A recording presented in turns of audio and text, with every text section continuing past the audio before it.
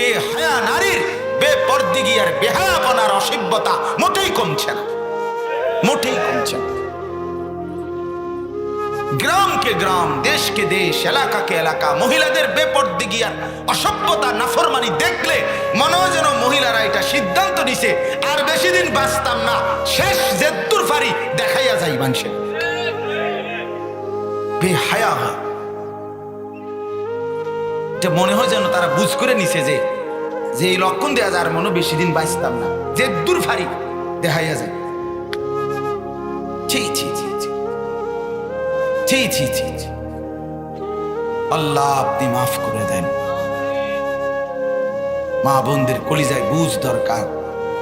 মা বোনদের বেপরদিগি বহুতই মুসিবতের কারণ হয়ে দাঁড়াইছে।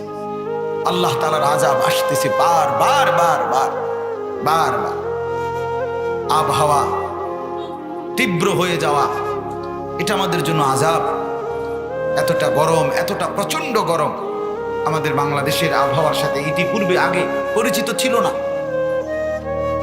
আমাদের বাংলাদেশে এতটা তীব্র গরমের আবহাওয়া ছিল না, কিন্তু আজ আমাদের গুনার মাত্রা বেশি।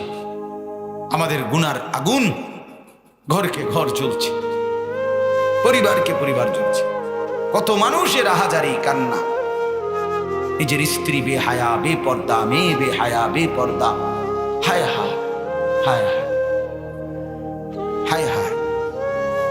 স্বামী বেচারা বাহিরে কর্ম করছে, রক্ত পানি করে টাকা রোজগার করে, মাথার ঘাম পায়ে ফেলে রোজগার করে,